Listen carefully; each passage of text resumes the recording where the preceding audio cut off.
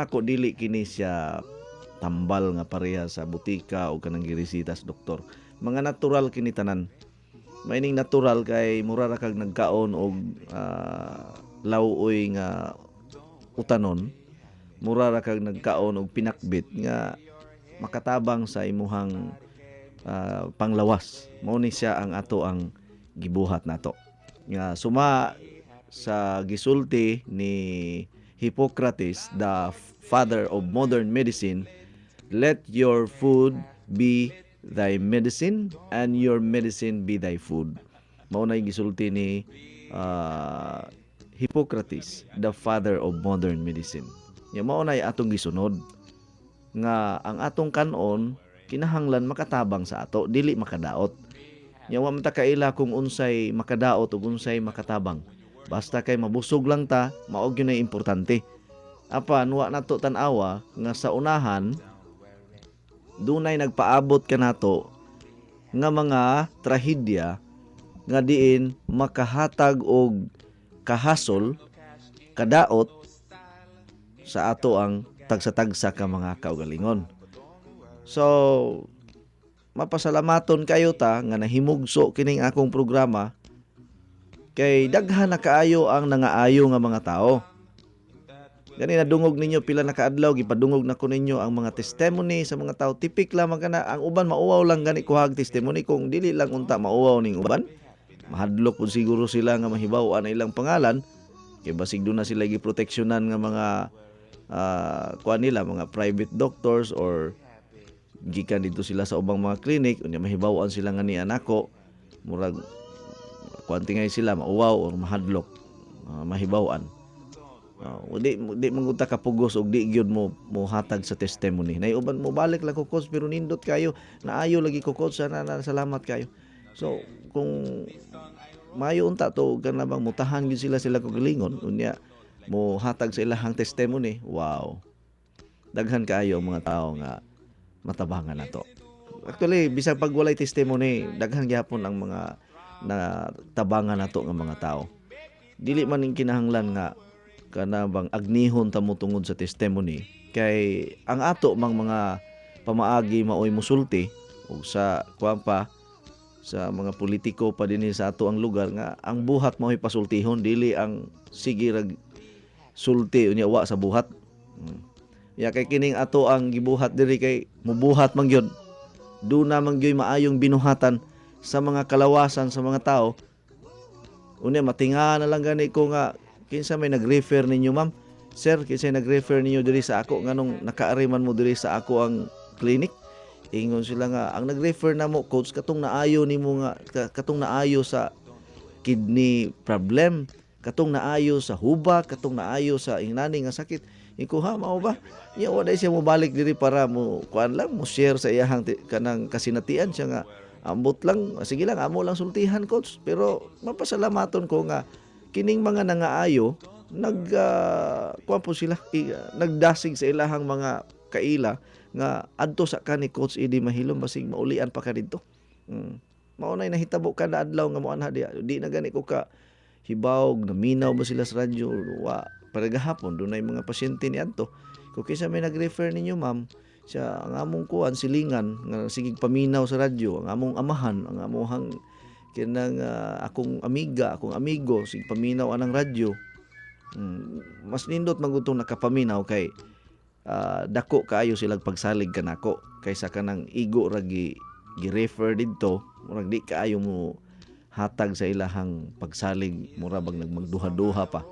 So kining mga tawo magduha-duha murag maglisod ta ani paghatag og kanini ang kaayuhan kay daghang magpagduha-duha daghang kay negative sa una-una. Sultihan ta mo nga ug sa tinagalog pa unang-una na gusto mong may mangyayari sa iyo na maganda kailangan yung nasa isipan mo ay positibo palagi at kailangan yung mga magagandang bagay ang kailangan mananatili doon sa loob ng ating isipan upang ito'y magbibigay din ng magandang tinatawag nating manifestation sa buong katawan natin. Dahil kung ano ang iniisip natin, yun din ang mangyayari. sa loob ng ating katawan. Pag iniisip natin na, ala ko, walang mangyayari. Ang tagal ko nang umiinom ng mga ganitong gamot, ng mga ganitong mga food supplement, mga vitamins. Wala namang nangyayari. Kasi yun palagi sinasabi at binibigkas ng inyong dila at ng iyong isipan. So, ayun ang nangyayari.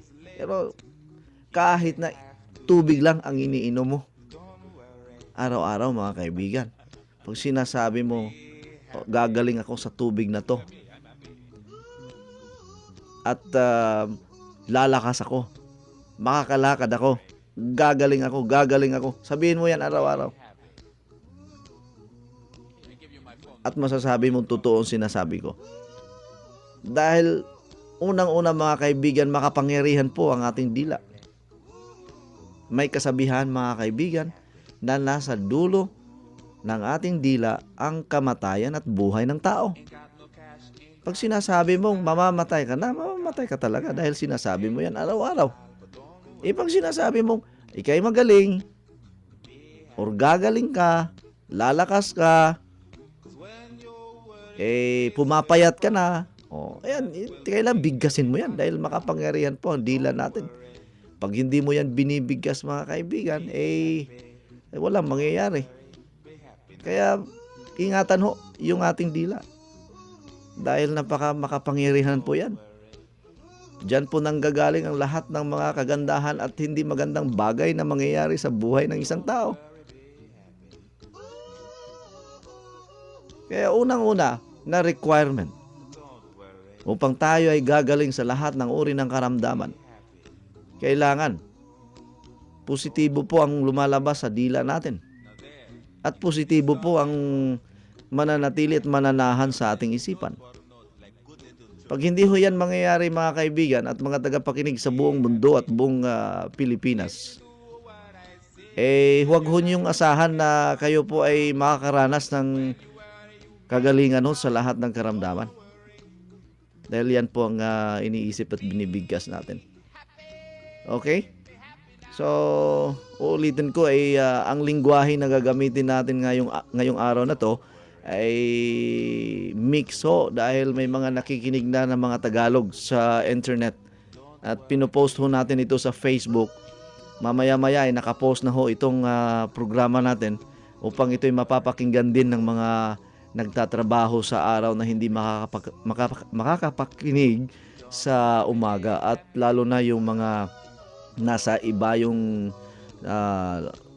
lugar na malalayo na hindi ho inaabot ng ating signal sa pamamagitan ng DYAR, Sunshine Radio, ay makakarating ho itong ating programa sa pamamagitan ng aking Facebook account na pwede ho ninyong i-add sa inyong mga Facebook friends. Yung aking pangalan, Mahilum Idi, MAHILUM, capital EDDIE. At ako po'y natutuwa dahil maraming mga kababayan natin dito sa Cebu na binabahagi ho nila ang aking programa sa kanilang mga mahal sa buhay sa iba't ibang bansa. Ito po'y makakatulong din sa kanila. Hindi lang ho sa kanilang sarili kundi sa mga kamag-anak nila na kailangan din ng tinatawag nating tulong at kailangan din ng natural na paglapat sa kanilang mga karamdaman. Ayan po. So magandang umaga po sa inyo. Huwag po kayong tumawag sa ngayon dahil hindi po ako makakabasa ng mga text messages pag tinatawagan ho yung cellphone ko.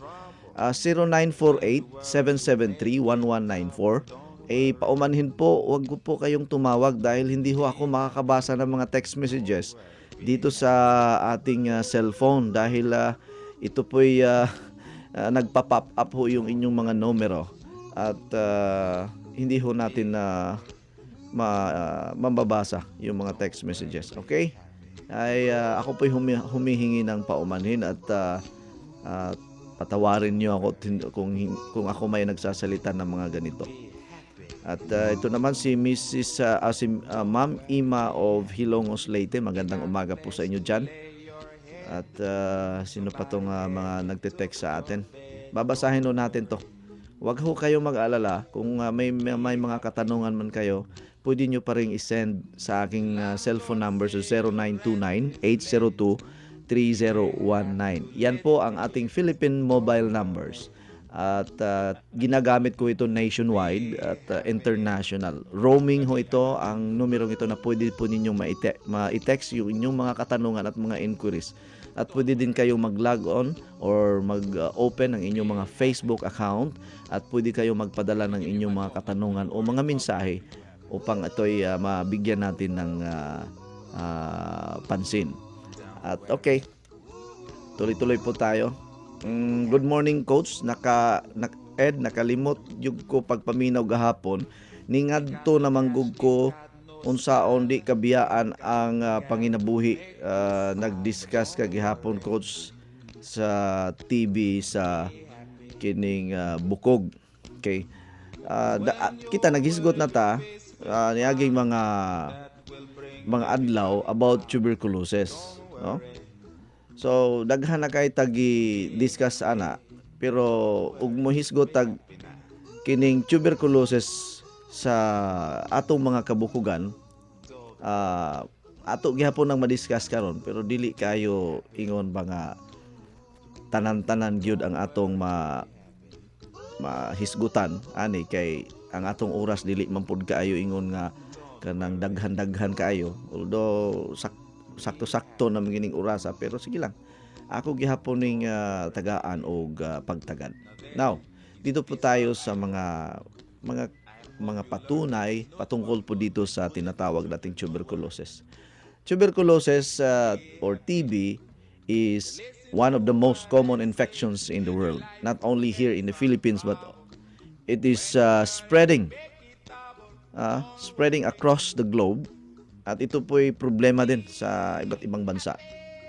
About 2 million people were infected with tuberculosis and nearly 3 million people are killed by each year. So ulitin ko po, nasa 2 billion ho ang infected ng tuberculosis. At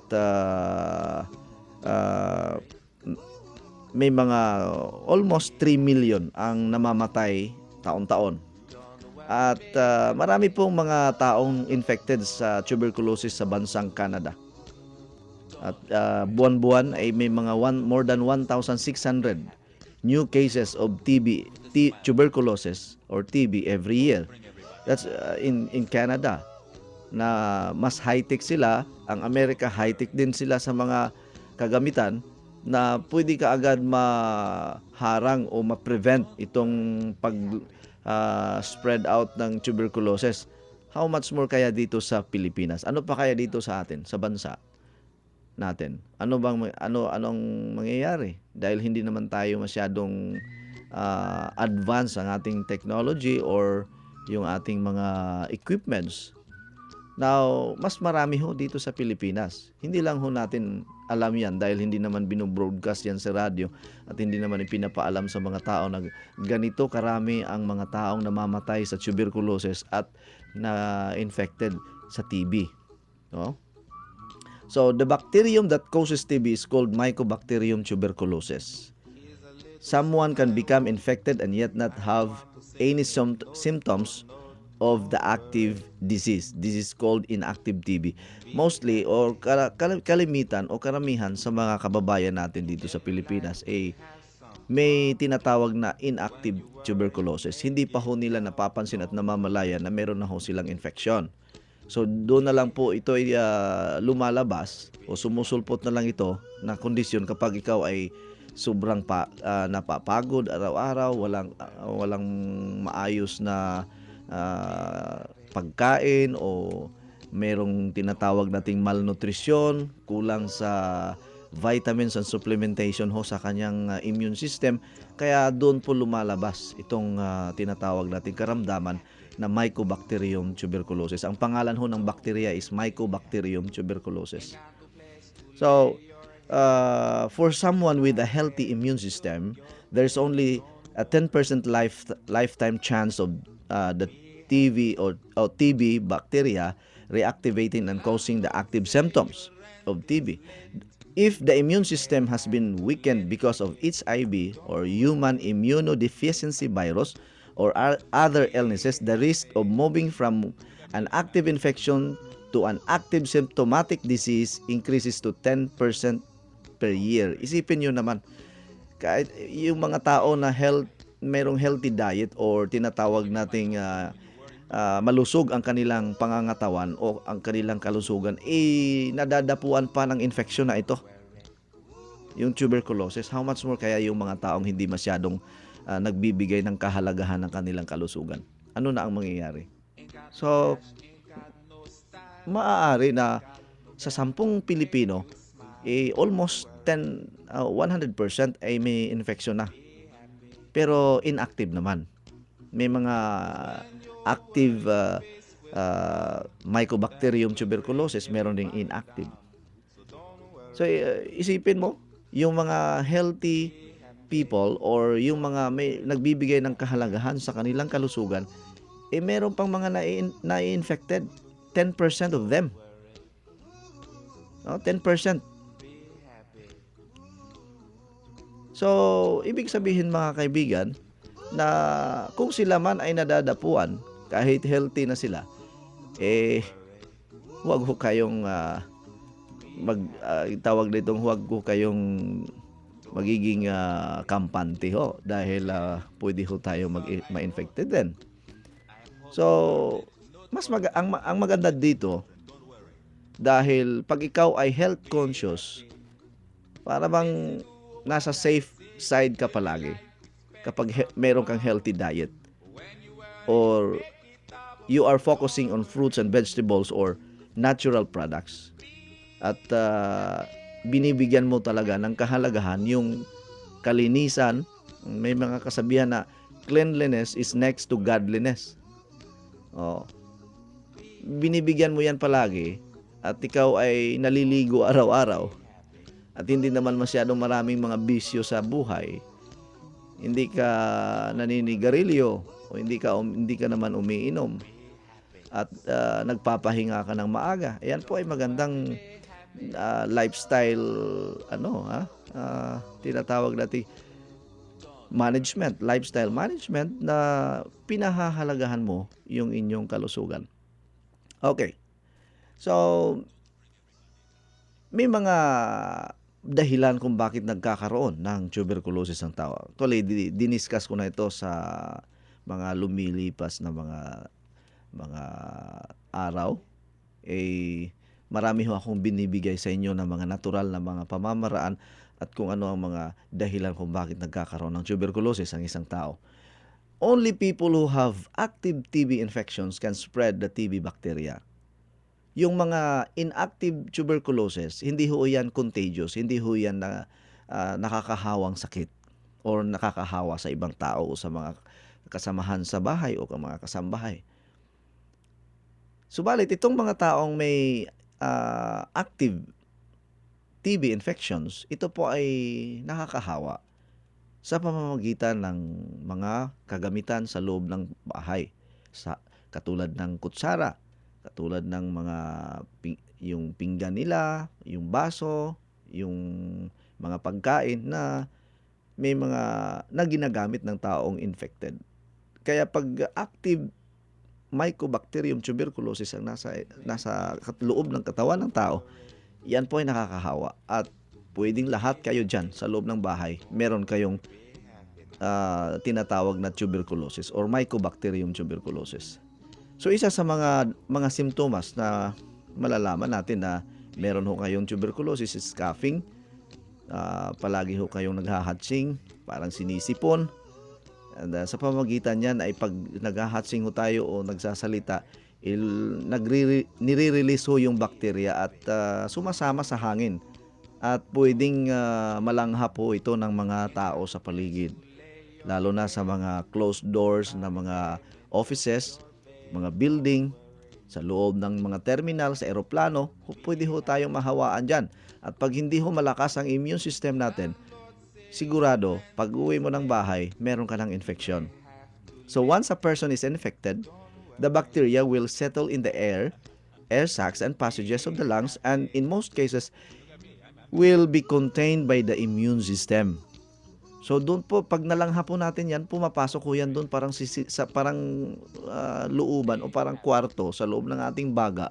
Doon po nananatili yung bakterya. At pwede ho silang mananatili sa loob ng mahabang panahon. At ito po ay pwedeng mananahan doon sa ating immune system. At sinisira ho nila paunti-unti. Para ho itong sigarilyo na pag sinindihan mo, unti-unti hong tinutupok ng apoy. Ayan. So your chances of becoming infected are higher if you come from or travel from different places or certain countries where TB is common. So in Canada, tuberculosis is very common. In United States, tuberculosis is very common. In Europe, in Asian countries. So posible pag galing ka ng bansang yan, pag uwi mo, hindi mo namamalayan yun, meron ka ng infection. Doon mo na lang malalaman pag ubo ka na ng ubo na hindi na ho gumagaling sa pamamagitan ng mga gamot na iniinom natin. And people who are greater risk of tuberculosis infection include the elderly, yung mga homeless people, yung walang mga tirahan, yung mga natutulog lang kahit saan-saan. Tapos may mga problema sa pangangatawan.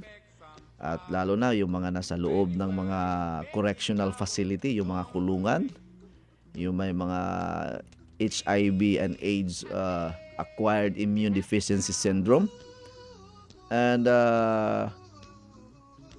pwede mahawaan kung may mga kasamahan sa bahay. Okay? So the following factors may play a role in promoting active disease in someone who has inactive TB infection. Kapag ikaw po ay may infection na at ito pa ay inactive, nagtitrigger ho itong tuberculosis pag ikaw ay magiging diabetic na. Pag tumataas na yung sugar mo, yan po nagiging active yung tuberculosis. At pag ikaw ay may head or neck cancer, doon po lumalabas yan. Illnesses that suppress the immune system such as HIV and AIDS. Ang HIV and AIDS, nakaramdaman, mga kaibigan, ay pinipigilan ho nila ang ating immune system na hindi ho magtatrabaho ng gusto sa loob ng ating katawan. So, pag ikaw ay may HIV at ikaw ay may AIDS, malaki po o mataas po ang posibilidad na magkakaroon ho ng tuberculosis na kondisyon. Ano pa? Yung may kidney problem or kidney disease. Yung mga matagal na hong gumagamit ng mga steroid medication. Yung malnutrition. Medication that suppress the immune system such as anti-cancer medication and cyclosporine or tacrolimus. Ito po yung mga gamot na iniinom ng mga tao na may mga cancer na kung minsan itong mga chemical na iniinom natin pinipigilan ho din yung immune system natin na magpapagaling ng natural sa ating katawan. Dahil ang immune system natin, pinaka-importante ho yan mga kaibigan. Dahil yan po ang nagbibigay ng proteksyon o tinatawag nating pananggalang doon sa ating immune system sa loob ng ating katawan. Kaya yung katawan natin, dinesign talaga ng Panginoon yan na meron ho siyang mechanism na magbibigay ng proteksyon sa buong katawan natin. Kung may mga infected area doon sa balat ng tao, sa kanyang laman, sa bukog, sa buto, o sa dugo, sa ugat, lahat ng parte ng katawan, may natural function or mechanism ang katawan ng tao na dinesign ng Panginoon na magpapagaling ng kanyang sarili. Ngayon, hindi ho nang tatrabaho yung katawan natin dahil meron tayong mga tinatawag na mga blockers or may mga gamot tayong iniinom. Kaya ang maganda ho sa pag may mga karamdaman tayo, hayaan ho natin yung ating katawan na siyang magbibigay ng tinatawag nating pagre-repair doon sa mga damages o sa mga nasisirang parte ng katawan natin. Katulad ng kung minsan may nangyayari sa atin na nasusugatan tayo. Pag nasugatan ka, hugasan mo lang yan ng tubig, mamaya-maya natutuyo na ho yung sugat mo. At kinabukasan ay medyo gumagaling na. Kapag ang immune system mo ay gumagana pa. Kapag ang inyong immune system ay lumalaban. Pag yung immune system natin ay nasusuppress o napipigilan ng mga iniinom nating mga chemical, ay mga kaibigan, yan po ay lalala. At talagang magkakaproblema. Mostly ng mga nagdadalang tao ng mga babae, pwede din silang magkaroon ng infection doon sa tinatawag nating tuberculosis. Okay? So mga sintomas po sa tuberculosis ay yung inyong ubo ay hindi ho nawawala sa loob ng 2 linggo. Kahit anong mga antibiotic ang iniinom natin ay hindi ho namamatay yung bakterya, tuloy-tuloy po yung pag-ubo. At ang lumalabas na plema ay may kulay green, kulay yellow, at kuminsan meron ng dugo doon sa plema ninyo. So yan po ay talagang positive ka na sa tinatawag nating active tuberculosis. At yung bang yung patuloy na pagbababa ng inyong weight or yung inyong timbang, yung palaging pagod, may mga lagnat sa gabi, pinapawisan ng gusto, parang nagkakaroon ng chest pain, hindi masyado nakakapagpahinga or shortness of breath, tapos nawawalan ho kayo ng ganang kumain. Yan po ang mga simptomas doon na positive na kayo doon sa tinatawag nating Mycobacterium tuberculosis. So, pag ikaw ay may ganyan na mga problema, okay, mayroon ka ng infection,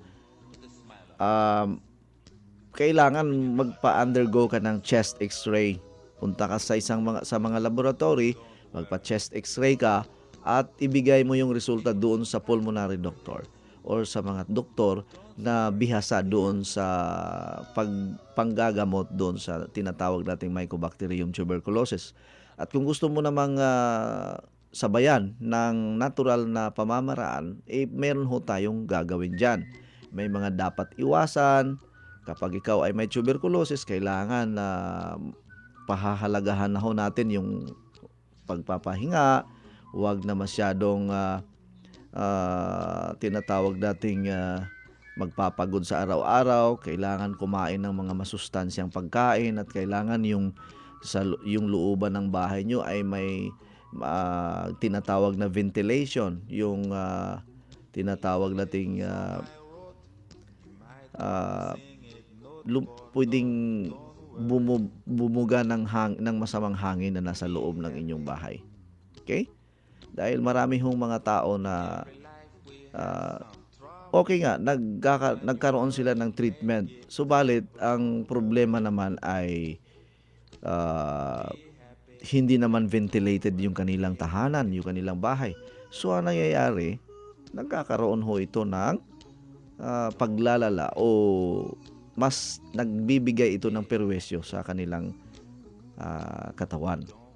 So, punta naman tayo doon sa tinatawag nating tuberculosis of the bones. The bacteria Mycobacteria tuberculosis causes tuberculosis, although tuberculosis or TB primarily affects the lungs. Yan po ang unang-una na ginagawa ng tuberculosis, yung baga natin. And it can spread through the bloodstream to the other sides.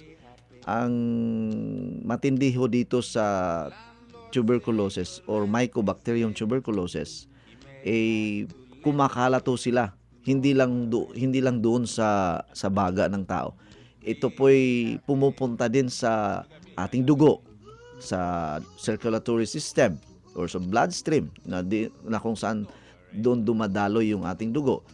At ang tawag ho doon, pag nasa dugo na natin yung bakterya, ay tinatawag ho yan na extrapulmonary or disseminated tuberculosis. The ends of long bones and the vertebrae are common sites of extrapulmonary tuberculosis, accounting for up to 35% of all cases. According to doctors, Golden and Vikram in their November 2005 article in American Family Physician. So 35% ho ng mga kaso sa tuberculosis ay pumupunta ho ito at kumakalat ho ito sa mga parte ng ating mga buto o sa ating mga bones. Yan po ay doon na po yung nananahan o gumagawa ng mga infeksyon sa buto natin. So tuberculosis can affect any bone, but most commonly it attacks the spine and weight-bearing joints. So pag ikaw ay infected na ng tuberculosis, yan po ay may mga 35% sa lahat ng mga kaso according sa American Family Physician, yung mga doktor sa Amerika. Bakit Amerika yung number one nating ginagamit na example? Dahil sa kanila ho ay mas high-tech ho sila dito i-compared mo sa Pilipinas. So, kung meron man ho tayong pagbabatayan, number one ho ang Amerika dahil sila ho yung pinaka-high-tech na bansa na pwedeng gumamit ng mga ganitong klasing pamamaraan upang mapipigilan ang paglawak o ang pagbibigay ng pinsala ng tuberculosis or Mycobacterium tuberculosis. Now ngayon, pag ito po ay pumupunta na sa ating buto, unang-una na inaatake niya yung ating spine, yung likod natin, at lalo na yung bearing or weight bearing joints, yung bang nagkakarga sa buong katawan mo. Kaya kuminsan dito sumasakit sa natin, yung lumbar part or dito sa cervical part ho natin. Diyan po ay masakit ho yan palagi. Akala mo arthritis. Akala mo namamaga. Pero hindi mo pala alam. Yun po ay kinakain na unti-unti ng mga Mycobacterium tuberculosis yung ating buto. Dahil kumakalat na ho yan. Yan po ay malalaman mo na inaatake na ang inyong buto o sa Bisaya pa bukog kung meron ka ng positive active Mycobacterium tuberculosis. Hindi naman ho yan pupunta kaagad sa buto natin kung hindi yan dadaan sa ating baga. Dahil unang-una na pinipinsala at sinisira ng tuberculosis ay ang ating baga o ating pulmonary area. According to the Merck Manual's online medical library, hands, wrist, and elbows often are affected. So, yun po, mga doktor na ho yung nagsasabi nito na eksperto dito sa tuberculosis prevention, na hindi lang ho yung likod natin o yung spine na part o yung sa likod na buto natin na nagkakarga ng ating buong katawan. Umaatake din ho ito sa ating mga kamay. At lalo na yung sa siko natin. Diyan po. Dito sa mga kamay natin at sa siko natin. Yung mga buto dyan, nananakit ho. Especially if the patient previously injured them. The type of pain depends on the exact location of the tuberculosis. Spinal tuberculosis, also called Pat's disease, usually affects the thoracic part of the spine, causing constant back pain as the virus degrades the disc, cushioning the vertebrae. Tuberculosis in the joints causes an aching pain and stiffness. Tuberculous osteomyelitis or bone infection causes constant pain in the bone itself and can cause complication in nearby tissues such as carpal tunnel syndrome in the wrist is affected. Na ang ibig sabihin mga kaibigan at mga kababayan, kapag ito po'y kumalat na doon sa spinal cord natin or sa spine o sa weight-bearing bone or joints, ipupunta ho sa mga kamay natin. Pupunta doon sa likod natin. Pupunta kahit saan saan na. Magkakaroon na tayo ng stiffness. Kung minsan hindi na tayo makakalingon. Hindi na tayo makakagalaw. At napakasakit ho. Ang akala natin meron tayong tinatawag na rheuma. Hindi pala. Oh.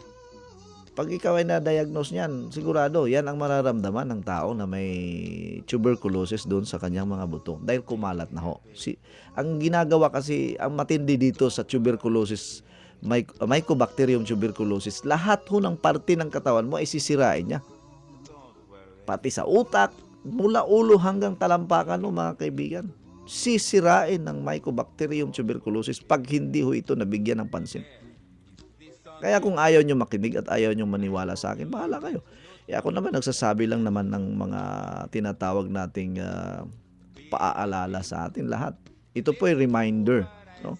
Dahil may kasabihan, at ako po'y naniniwala, na ang paalala ay siyang gamot sa mga taong nakakalimot.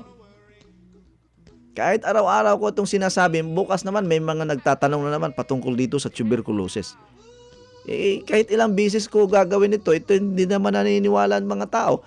Wala akong magagawa. Pero hindi niyo naman ako mapipigilan kung sasabihin ko ito araw-araw dahil marami namang mga tao nangangailangan ng mga impormasyon patungkol po dito upang maiwasan ho natin ang paglala at pagkamatay ng ating mga kababayan. Sana po ay nauunawaan niyo po ako. Ako po hindi isang doktor. Ako po ay nagbabasa at kumukuha ng mga artikulo sa mga aklat at lalo na sa mga online informations na pwede kong maibahagi sa inyo. At dahil ako isang certified wellness consultant ng ating kumpanya, ay pwede ho ako makapagbahagi ng mga ganito. Pwede naman ang mga doktor, dapat sana mga doktor ang gumawa ng mga ganitong programa. Hindi ko alam bakit hindi nila ginagawa ito. Ako na lang ang gumagawa nito dahil pwede ko namang makuha ang lahat ng mga impormasyon kahit saan. May mga aklat ako. Bumili nga ako ng pinakamakapal na aklat, mga kaibigan. Ito po yung mga pag-aaral ng mga doktor na nagpo-promote ng natural healing.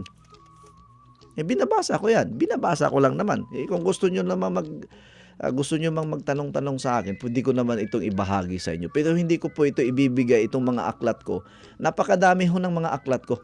At nagbabasa din ako sa mga trusted website na kung saan ay pinapaliwanag naman nila kung ano ang gagawin pag meron tayong mga ganito. At totoo naman.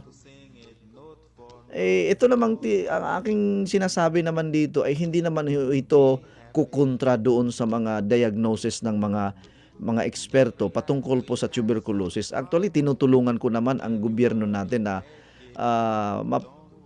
malabanan at mapoprotektahan ang inyong mga pamilya laban dito sa nakakamatay na bakterya na tinatawag nating Mycobacterium tuberculosis. Dahil pag dumating ho ang araw na hindi na ho ito gagaling sa mga antibiotic na iniinom ninyo at sa mga gamot na iniinom ninyo, ito po'y nakakamatay at pwede ho tayong magkakaroon ng tuberculosis of the bones. Na ang akala natin ay arthritis lang yan. Ang akala natin kulang lang tayo sa calcium. Nagkakaroon na tuloy tayo ng mga haka-haka na baka may osteoporosis ka na. Pero may connection pala doon sa Mycobacterium tuberculosis na nasa unang-una na nangyayari sa atin. So, yung nagtanong ngayon patungkol po dito sa tuberculosis of the bones, yan po ang resulta doon sa diagnosis na meron ka ng infection sa tuberculosis. Kumalat na doon sa mga buto-buto ng inyong katawan. Kaya napakadelikado. Oo, meron tayong treatment sa Mycobacterium or tuberculosis. Meron tayong may mga gamot ang gobyerno natin. Sana naman yung budget ng gobyerno natin ay talagang maibigay yan sa mga taong may mga problema sa ganito dahil ang dami hong mga taong lumalapit sa akin, Coach, tulungan mo ako. Ang dami ko nang iniinom. Sa 2 taon na ako umiinom ng mga gamot, wala pa rin nangyayari. At ngayon ay lumuluwa ako ng dugo.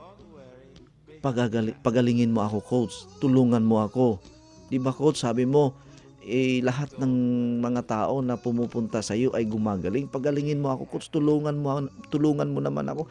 Ako hindi naman ako Panginoon, hindi naman ako makapangyarihang tao.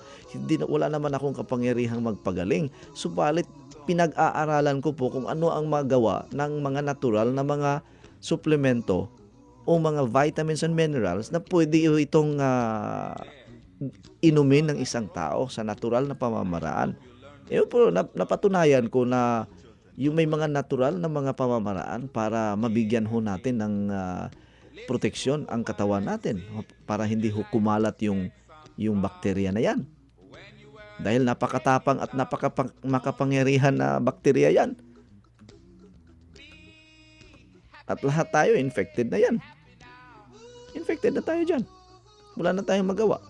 So, ang gagawin natin ngayon, harapin ang problema. May kanta nga, engineer, sabi sa kanta, "Utukso, layuan mo ako, hindi ho yan lalayo." Susunod at susunod yan sa atin pag hindi natin hinaharap. Kahit gaano man kalaki yung problema sa karamdaman, mga kaibigan, harapin ho natin. Sawa na ako sa mga ginagawa natin, wala nang mangyayari pag hindi natin haharapin yan. Harapin natin, huwag kang matakot, kasama mo ako at lutasin natin ang problema sa karamdaman ng katawan natin. Hindi naman ho tayo tinatawag graduate sa Harvard o anong mga medical school. Subalit sa natural na pamamaraan, yung tamang pagpapahinga, kumain ng masustansyang pagkain.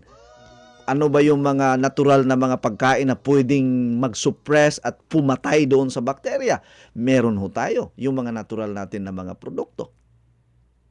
Kaya napakaganda ho, mga kaibigan, na pag-uusapan ang natural na mga pagkain. Walang exemption dito sa mundo. Wala nang exemption ngayon. Lahat tayo kumakain ng mga pagkain na nasa mga tindahan dahil nakaprogram na ho yan lahat. Wala na tayong magagawa dyan. Hindi mo na pwedeng iwasan yan. Subalit, pwede pa tayong gumawa ng paraan upang labanan itong mga pagkain na kung minsan ay sumisira sa katawan natin at lalong kumalat itong mga infeksyon. Kaya pinalalakas natin yung ating immune system. Pag malakas ang inyong immune system, 10% lang ho ang mga kaso na nai-infected dito sa mga active Mycobacterium tuberculosis. Okay? So, nauunawaan mo ba ako, engineer? Ha? Sabi nga doon sa kanta, "Tukso, o tukso, layuan mo ako, kay rami ng winasak na tahanan." Ayan. Kantahin nga natin yan, engineer. Parang gusto kong marinig ng mga kaibigan natin at mga kababayan ngayon na nakikinig sa buong mundo. Harapin natin, huwag ho kayong lumayo. Huwag ho kayong tumalikod. Harap.